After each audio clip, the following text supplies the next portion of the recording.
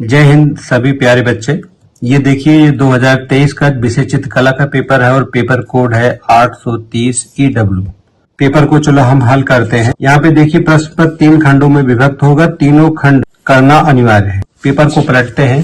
ये देखिए, यहाँ पे ये था और पहले पेज में देखिए, इस खंड में आलेखन तथा प्रावैधिक कला के प्रत्येक के 20 बहुविकल्पी प्रश्न है, जिसमें से किसी एक के 20 बहुविकल्पी प्रश्नों को उत्तर दीजिए। अर्थात चाहे आप प्रावैधिक कला के 20 प्रश्नों के उत्तर दीजिए या फिर आलेखन कला, दोनों में से एक। लेकिन ओएमआर सीट पे जिसका भी आप उत्तर दीजिए, ओएमआर सीट में उसको आलेखन कला वाला उत्तर दीजिए तो आलेखन कला के सामने जो सर्कल रहता है उसको भरना अनिवार्य होता है। और अगर प्रावैधिक कला का उत्तर दे रहे हैं तो प्रावैधिक कला के सामने सर्कल है उसका भर देना अनिवार्य होता है। तो इस वीडियो में हम लोग आलेखन कला के प्रश्न देखेंगे। निम्नलिखित प्रत्येक बहुविकल्पी प्रश्न के 4 विकल्प में से सही उत्तर चुनिए एवं उसी क्रम में अपनी ओएमआर सीट पर लिखिए। तो चारों विकल्प में से एक विकल्प सही है, उस विकल्प चुनकर और हम लोगों को क्या करना, ओएमआर सीट पे अपने भर देना है। कि ओसवाल्ट कलर चार्ट में कितने रंग होते हैं? तो ओसवाल्ट कलर चक्र में 8 रंग होते हैं, जिसमें से उन्होंने 4 प्राथमिक रंग मांगे हैं और 4 द्वितीयक रंग माने हैं। तो इस प्रकार से टोटल 8 प्रमुख कलर माने हैं। दूसरा प्रश्न देखिए, नीला और लाल रंग मिलाने से निम्नलिखित में से कौन सा रंग बनता? तो एक मैं आपको बच्चों ये दिखा दे रहा हूं चित्र बना के, इसी तरह से आप याद रखिए। ये देखिए, हमने एक बना लिया त्रिभुज, और त्रिभुज के 3 सिरे होते हैं और 3 प्राथमिक रंग माने जाते हैं। तो ऊपर वाले सिरे पे आप लिख दीजिएगा लाल, उसके बाद यहाँ पे लिख दीजिएगा नीला और यहाँ पे लिख दीजिएगा पीला। तो ये 3 हमारे प्राथमिक रंग हो गए। उसके बाद एक ऐसे उल्टा त्रिभुज बनाइएगा तो ये स्टार का रूप ले लेगा।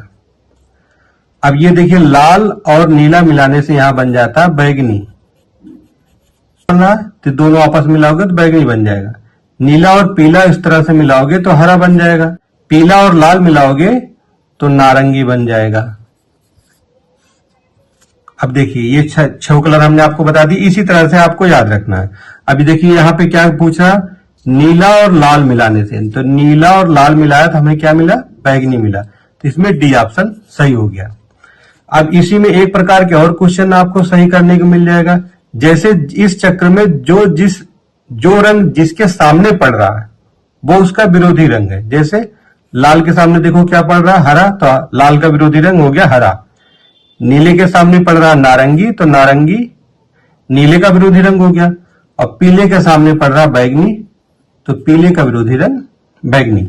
इस तरह से ये चक्र आप बनाना सीख लें और इससे आपके 4 क्वेश्चन आपके बोर्ड एग्जाम में 101% सही हो जाएंगे। तीसरा क्वेश्चन देखिए, तटस्थ रंग कितने होते हैं? तो तटस्थ रंग 2 ही होते हैं, एक काला और दूसरा सफेद। ये हमेशा याद रखना है। काला और सफेद जो ये 2 रंग है, इन्हीं को तटस्थ रंग कहा जाता है। यही 2 रंग तटस्थ रंग होते हैं। पीला और नीला रंग मिलाने से, मैंने आपकी क्या, पीला और नीला, अब यहां देखो हमने पीला और नीला रंग मिलाने से कौन सा रंग बन गया था, हरा रंग। देखिए हरा रंग कहां है इसमें, ऑप्शन बी ऑप्शन में सही है। तो ये आपका बी ऑप्शन सही हो गया। ये चक्र आप बनाना मत भूलें, वीडियो रोक के आराम से देख लें और इसी तरह से याद रखें। इस चक्र से 4 क्वेश्चन आपका आलेखन कला में सही होना ही होना है। अब 5वां प्रश्न देखते हैं। छत के केंद्र को अलंकृत करने के लिए कौन सा आलेखन उपयुक्त होता है? तो केंद्र को अलंकृत करने के लिए तो केंद्रीय आलेखन सही माना जाता है, वही सबसे उपयुक्त होता है। तो इसमें देखिए, कोने का आलेखन, किनारी, इनमें से कोई नहीं, इसमें बी ऑप्शन सही है। जब भी आपको प्रश्न में केंद्र की बात करें, केंद्र के बाद, तो केंद्रीय आलेखन ही सही होगा। और केंद्र में अधिकतर वृत्त में, मतलब इस तरह से वृत्त में चित्र अधिक बनाए जाते हैं, आलेखन अधिक बनाया जाता है। द्वितीयक रंग कितने होते हैं? अभी मैंने बताया यहाँ पे 3 प्राथमिक रंग और 3 द्वितीयक रंग। जो 2 प्राथमिक रंगों को मिलाने से एक नया रंग बनता है, वही द्वितीयक रंग कहलाता है। तो 3 यहाँ पे बी ऑप्शन सही हो जाएगा। रंग संख्या 7 देखते हैं। पीले रंग में लाल रंग मिलाने से कौन सा, अभी मैंने बताया इसी चक्र से फिर से सही हो जाएगा। देखो चक्र मैंने दिखाया था, पीला और लाल, देखो पीला और लाल मिलाने से कौन सा रंग बन रहा है, नारंगी। तो यहाँ पे देखिए नारंगी कहीं ऑप्शन में, डी ऑप्शन सही हो गया। तो पीला और लाल मिलाने से कौन सा रंग बन जाएगा, नारंगी।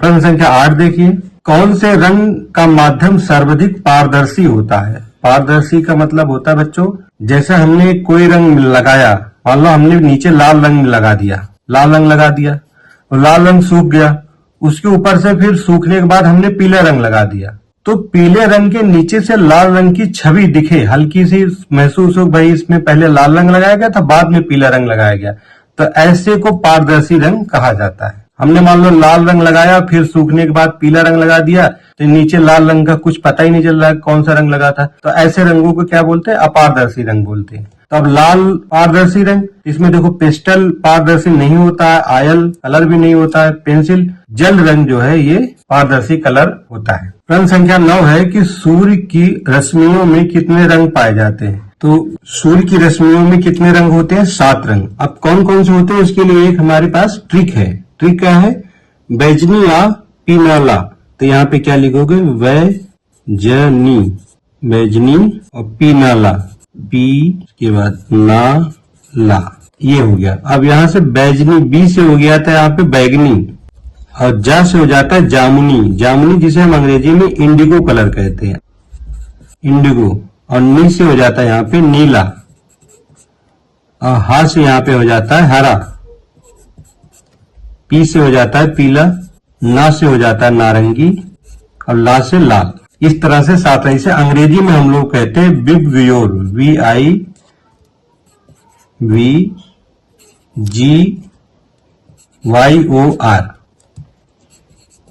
इसे यहां से वी से बैगनी, आई से इंडिगो, बी से ब्लू, जी से यहाँ ग्रीन, वाई से येलो, यहाँ से ऑरेंज, ओ से और आर से रेड। इस तरह से ये 7 रंग होते हैं। इसमें एक क्वेश्चन और बच्चों पूछा जाता है कि इस 7 रंगों में सबसे बीच में कौन सा रंग होता है। तो 3 रंग इधर 3 रंग इधर, तो बीच में कौन सा बचा, हरा, ग्रीन, ये रंग बीच में पाया जाता है। आई होप आपको ये समझ में आ गया होगा 7 सूर्य की रश्मियों में कितने रंग होते हैं और कौन कौन से होते हैं, और सबसे पहला कौन है, सबसे बीच में कौन पड़ता है। इस तरह से आप याद कर रखिएगा। इससे एक क्वेश्चन, ये बिल्कुल 101% एक क्वेश्चन इससे आता ही आता है। अब हम अगले पेज पर चलते हैं। प्रश्न संख्या 10 है कि काले रंग का विरोधी रंग कौन सा होता है। तो काले जो तटस्थ रंग काला और सफेद, ये एक दूसरे के विरोधी रंग भी कहे जाते हैं। तो काले रंग का विरोधी रंग हो जाएगा सफेद, डी ऑप्शन सही हो जाएगा। प्राथमिक रंग कितने होते हैं, मैंने आपको बताया उस चक्र से 4 क्वेश्चन जरूर आएगा। एक बार मैं फिर से चक्र समझा देता हूं बच्चों, बहुत ध्यान से समझना, इससे आता ही आता, थोड़ा बड़ा बनाते हैं। देखिए ये प्राथमिक रंग है, ये त्रिभुज के 3 कोने 3 प्राथमिक रंग। देखिए लाल पहला प्राथमिक रंग, नीला दूसरा प्राथमिक रंग और पीला तीसरा प्राथमिक रंग, ये 3 हमने प्राथमिक रंग लिख दी। अब इसी को देखो फिर एक त्रिभुज हम बना देंगे और इसको स्टार का रूप दे देंगे। ये देखो त्रिभुज का आधार और शीर्ष नीचे की तरफ कर दिया। अब देखो 3 प्राथमिक रंग, 2 प्राथमिक रंगों को आपस में मिलाने से तीसरा एक द्वितीयक रंग बन जाता है। जैसे हमने यहाँ पे नीला और लाल मिलाया तो बैगनी बन जाएगा। उसी तरह से पीला और लाल मिला के दोनों को बराबर बराबर मात्रा में लेकर जैसे हम लाल और पीला मिलाएंगे, यहाँ पे क्या बन जाएगा, नारंगी। उसी तरह से नीला और पीला मिलाने से हरा बन जाएगा। तो ये 3 प्राथमिक रंग थे, ये 3 जो नए बने ये 3 द्वितीयक रंग हो गए। और इन्हीं को एक प्राथमिक और एक द्वितीयक रंग मिलाने से एक तृतीयक रंग बनता है, ये होते हैं 6। हालांकि अभी तक कभी पूछा नहीं गया, लेकिन आपको जानकारी होना चाहिए। तो प्राथमिक रंग कितने होते हैं, इसमें बी ऑप्शन सही हो गया 3। प्रश्न संख्या 12 है कि बारीक लाइन बनाने के लिए किस नंबर के ब्रश का प्रयोग करते हैं। तो देखो इसमें सबसे छोटा नंबर जो होगा उस नंबर का प्रयोग किया जाता है। इसमें 0 दिया है तो 0 नंबर का ब्रश का प्रयोग किया जाता है। बच्चों मैं आपको बता दूं कि 0 की 3 श्रेणियां होती हैं, एक 0, एक डबल 0 और एक ट्रिपल 0। अगर यहाँ पे एक 0 की जगह अगर डबल 0 लिखा होता और इसमें कहीं ऑप्शन में 0 लिखा होता तो ये डबल 0 वाला ऑप्शन सही हो जाता और एक 0 वाला गलत हो जाता। उसी तरह से अगर यहाँ पे एक 0 लिखा है, यहाँ पे डबल 0 लिखा है, यहाँ पे ट्रिपल 0 लिखा है, तो ये ट्रिपल 0 वाला ऑप्शन सही हो जाएगा। इस तरह से आप याद रखिएगा, ट्रिपल 0, डबल 0, 0, 1, फिर 2, फिर 3, फिर 4, फिर 5, फिर 6, इस तरह से नंबर चलते हैं। तो इसमें 0 लिखा था तो 0 सही हो गया। क्वेश्चन संख्या 12 है, बिना ब्रश की सहायता से कौन सा रंग लगाया जाता है? तो जल रंग लगाने में ब्रश की मदद का जरूरत पड़ती है, टाइल रंग लगाने में भी ब्रश की जरूरत पड़ती है। ये जो पेस्टल रंग है, ये इसमें ब्रश की जरूरत नहीं पड़ती है। जैसे आपने देखा होगा कि आपके गुरुजी एक ब्लैक बोर्ड पर लिखने के लिए चाक यूज करते हैं, उसी तरह से ये पेस्टल रंग आता है चाक के आकार में, एक स्टिक नुमा रहता है। उस डायरेक्ट स्टिक को पकड़ के हम लोग जो है उसको कलर करते हैं, तो वो सीधे कलर कागज में आ जाता है, तो उसमें ब्रश की आवश्यकता नहीं पड़ती। ये आप याद रखिएगा। प्रश्न संख्या 14 है, हरा, बैगनी तथा नारंगी निम्नलिखित रंग के वर्गीकरण में कहाँ स्थित है? अभी हमने बताया था कि 3 प्राथमिक रंग और 3 द्वितीयक रंग कौन कौन से? हरा, बैगनी और नारंगी। तो ये द्वितीयक रंग की श्रेणी में आएंगे, इसमें बी ऑप्शन सही हो जाएगा। प्रश्न संख्या 14 देखिए, कला शब्द किस भाषा का है? तो कला शब्द संस्कृत भाषा से लिया गया है, ये आप हमेशा याद रखिएगा। कला शब्द संस्कृत भाषा से लिया गया है। लेकिन यहाँ पे एक ये क्वेश्चन पूछा जाता है कि कला शब्द का प्रयोग सबसे पहले कहाँ पे किया गया है, किस ग्रंथ में किया गया? तो आपको याद रखना है कि कला शब्द का सबसे पहला प्रयोग ऋग्वेद में मिलता है। जो हमारे 4 वेद हैं, वेदों की संख्या भी पूछी जाती कितनी है, तो 4 वेद है। उन चारों वेदों में सबसे प्राचीन जो वेद है वो ऋग्वेद है। उसी ऋग्वेद में कला शब्द का प्रयोग सबसे पहले देखने को मिलता है। कौन सी पेंसिल से बनाई गई रेखा अधिक काली होती है? तो इस क्वेश्चन को मैं थोड़ा समझा दूं बच्चों। अधिक काली होती है, काली पे ध्यान रखना। काली का मतलब होता है ब्लैकनेस, ब्लैकनेस। तो बी श्रेणी की जितनी भी पेंसिलें होती हैं, जैसे यहाँ पे 2B लिखा है, इसमें 2B सही है। लेकिन अब देखिए यहाँ पे क्या होता है, 2B भी पेंसिल आती है, 4B पेंसिल आती है, 6B पेंसिल आती है, 8B पेंसिल आती है, 10B पेंसिल आती है। अब यहाँ पे जो सबसे बड़ी श्रेणी की होगी वही सबसे काली चलेगी। अगर यहाँ 2B की जगह 4B आता तो 4B सही हो जाता। यहाँ मान लो यहाँ 2B लिखा है और यहाँ 4B लिखा है, तो 4B सही होगा। इसको आप ध्यान रखना। बी श्रेणी की जो बड़ी अंक होगा, जैसे 4B होगा, 6B होगा तो 6B सही हो जाएगा, 8B होगा तो 8B सही हो जाएगा। ये चीज आपको याद रखना है। कौन सा रंग गर्म है?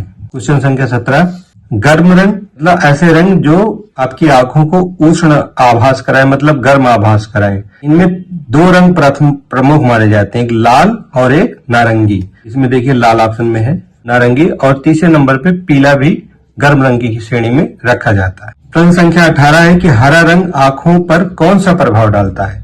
तो हरा रंग, नीला रंग, ये दोनों रंग आंखों पर जो है ठंडा प्रभाव डालते हैं। सी ऑप्शन सही है। इंद्रधनुष में कितने रंग होते हैं? ये क्वेश्चन तो बच्चों एकदम फिक्स हो गया है कि आपके बोर्ड एग्जाम में आना ही आना है। इंद्रधनुष में कितने रंग होते हैं?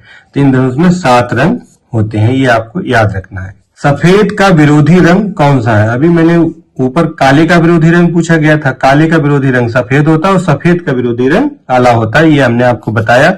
ये दोनों रंग तटस्थ रंगों की श्रेणी में आते हैं और एक दूसरे के विरोधी भी होते हैं। ये 20 क्वेश्चन की वीडियो आई होप आपको बहुत अच्छे से समझ में आया होगा। अभी जब से ये ऑब्जेक्टिव क्वेश्चन शुरू हुआ तब से सभी मैं पेपर देख रहा हूँ, सभी पेपरों में ऐसे ही क्वेश्चन आए हैं। बाकी 2024 और 2025 का भी पेपर है, उसका भी मैं अभी सॉल्व वीडियो डाल दे रहा हूँ, और एक 50 क्वेश्चनों की लॉन्ग वीडियो डालूंगा जिसमें 50 क्वेश्चन आपके से आलेखन कला से रहेंगे। उससे आप देख लीजिए, उन्हीं 50 क्वेश्चनों के बीच में आपके सारे क्वेश्चन आएंगे, उससे बाहर कहीं नहीं आएंगे। तो तब तक के लिए अच्छे से पढ़ाई करते रहिए, अच्छे नंबर से पास होइए।